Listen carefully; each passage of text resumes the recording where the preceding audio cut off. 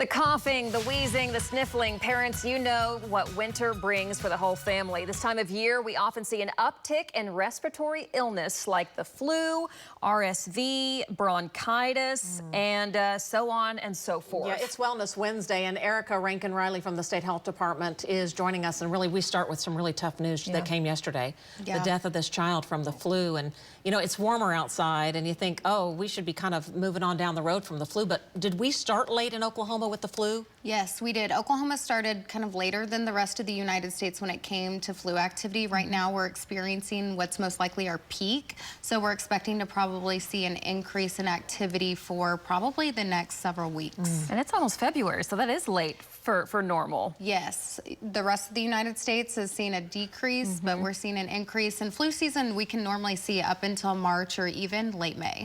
And the pediatric death that was reported yesterday, a child under 5, just a very young child. A lot of parents have so many questions. What's some of the best ways to protect your children from respiratory illness? Yeah, so when it comes to protecting yourself, I know it sounds like a broken record. We talk about it a lot, but good hand hygiene. That's going to be your best and easiest way to mitigate spread of illness, getting illness around this time of year.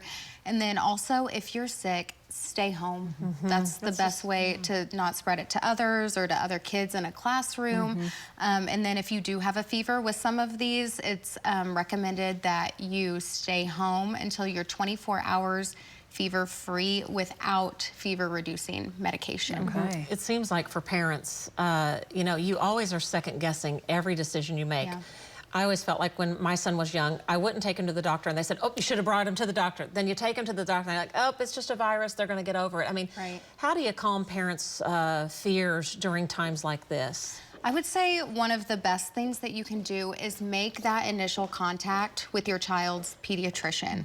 As soon as you notice maybe they're coming down with something, make that call. They can get you in for testing, and based off testing to determine what your child may have, they can provide maybe treatment recommendations and help you guide through the process of, okay, if my child has this, what are some things I need to be looking out for to determine if I need to seek out further medical care. So many symptoms to watch out for. Is there one that's like most concerning, or hey, if nothing else, look for this? Yeah, obviously, if your child is showing signs like struggling to breathe, you're going to want to call your doctor immediately. But besides that, really keeping a close eye on them and keeping that open line of communication with their pediatrician. I know, it just seems like it's this time of year, but it seems like we're hearing so many children with RSV, and even older people, you know, with RSV. So thanks for being in. Good advice today, Erica. We appreciate you being here. Thanks for having me.